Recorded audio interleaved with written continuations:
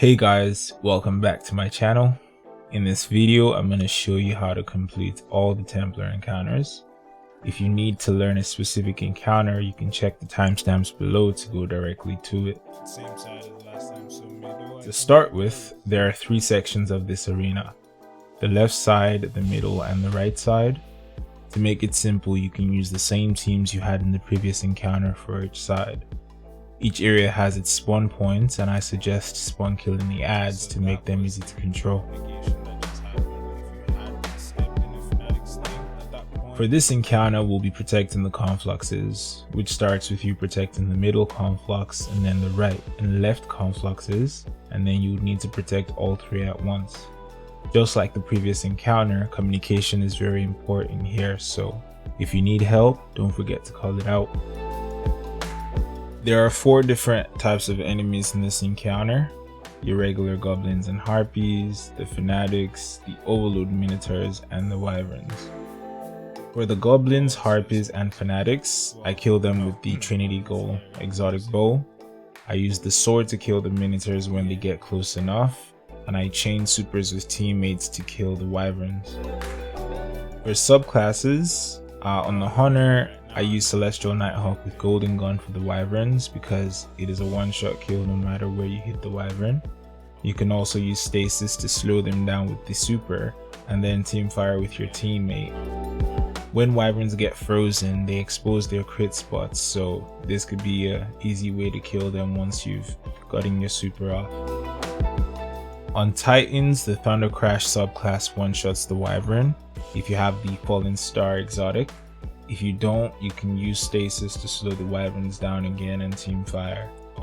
On Warlocks, using Stasis with the turret grenade is very useful because you can slow down the enemies, overloads, and the wyvern. You can also use the top tree Void Walker with Conjurer's Hole's exotic gauntlets. This allows you to recharge your grenade when you hit enemies with your charged grenade, so you're able to spam it more and use your abilities more for crowd control. The Nova Bomb kills the wyvern in one shot as well.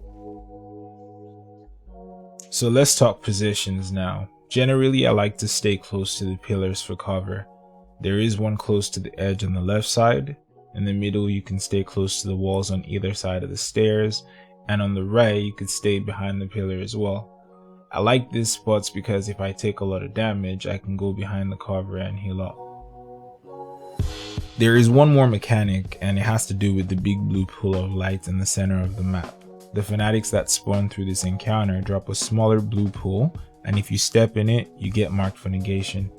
If the Templar does the ritual of negation, this buff instantly kills you, so to avoid being killed while you're marked, you can go to the big blue pool of light in the center of the map to cleanse yourself, along with anyone else who is marked, because the cleansing pool disappears for some time after it is used, so you want to make sure everyone gets in to get cleansed if they got that debuff as well.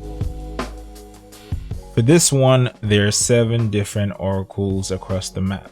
I suggest 5 people take 1 oracle each, and 1 person with a xenophage takes 2 oracles. In this encounter, there are a lot of snipers trying to kill you, so that's the reason each person is assigned 1 oracle. That way you don't move around a lot and get killed by them. These are the locations I recommend each person to stay to be able to see all 7 oracles. From this location, you wouldn't get shot by most snipers, and you can easily deal with the enemies while watching out for oracles. The objective here is to listen to when each oracle spawns in, and based on how many times you hear oracles spawn in, you'll be able to determine which order to shoot the oracles as well. For example, if Zeke hears the tone and immediately sees his oracle spawn in, he knows he's going to be number 1 in the sequence. If KJ hears 2 tones and then sees his oracle, he knows he's number 2 in the sequence. But if Lindy hears 3 tones before seeing an oracle, then she knows she's number 3.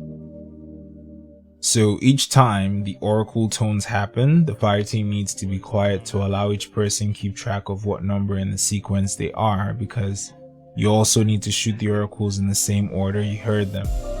At first you need to shoot 3 oracles in order, and then it goes up to shooting all 7 in order. As far as you're paying attention to what number in the sequence you are, it shouldn't make a difference that there's more for you to shoot. So if you mess up the sequence at any point, you get marked for negation, and you have to cleanse in the big blue pool in the center of the map, as well as repeat the entire oracle sequence. So just try to make sure that you're getting the sequence correct, because you get 2 chances to know what the correct sequence is before the 3rd time when you're supposed to shoot them in order. With all 6 people getting marked, if the sequence is not done correctly, you would need to all cleanse at the same time, which means you would need a countdown to make sure no one goes into the pool too quickly and everybody gets cleansed so no one dies. However, you can't wait too long, because if the Templar starts the ritual of negation, everyone dies anyways. So for this part, make sure you stay quiet while listening for oracles, shoot them in the right order, and if you mess up the order, get to the big blue pool in the center quickly, but all at the same time to make sure everyone cleanses. One's done. 3 is done.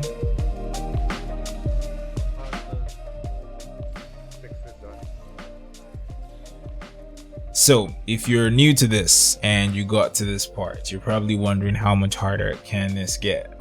But this encounter is actually one of the easier encounters, because you only have to deal with 3 oracles, and while you're doing damage to the boss, you can tank a lot of damage if you have a Well of Radiance on your team. So for this, everyone can take the same positions for the same oracles as last time. Once you figure out the sequence and you shoot them, it's time for the damage phase. Now, before we move on, there is a new mechanic in this encounter, which is the relic. Picking this up starts the encounter, and it has 2 purposes: breaking the boss's shield to start the damage phase, and you can also use it as a weapon to defeat enemies.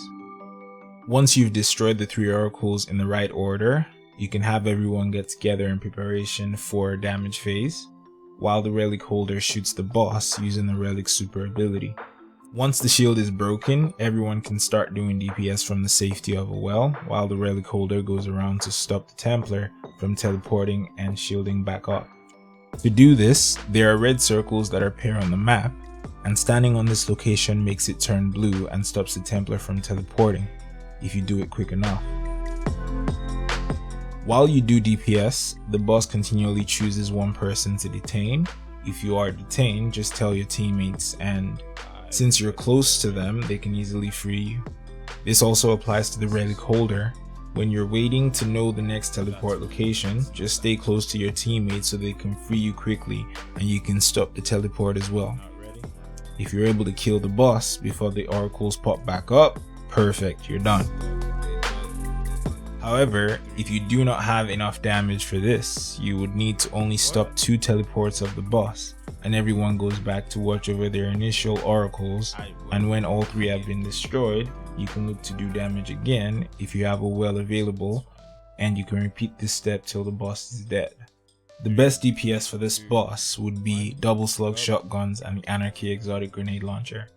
The Anarchy does consistent damage, and with the current seasonal mod called Breach and Clear, it also buffs your damage while you shoot the boss with the slugs. The necessary roles for DPS on the slugs are auto-loading and Vorpal, or reconstruction on the Heritage.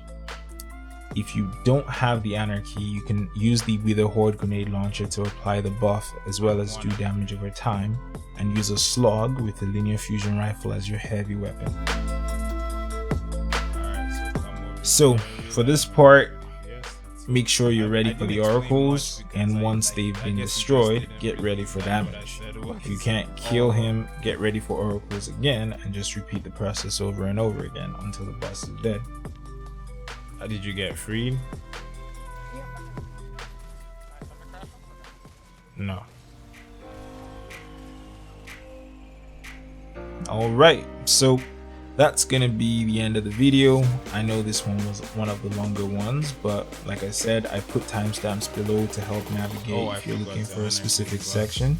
If you have Blood is any gone questions, now, Thunder Crash. don't forget to leave it in the comments below. If you enjoyed the video, please remember to leave a like and subscribe if you're new to the channel. I'll see you guys in the next video. Stay positive, stay safe. I totally forgot Peace. to honor you.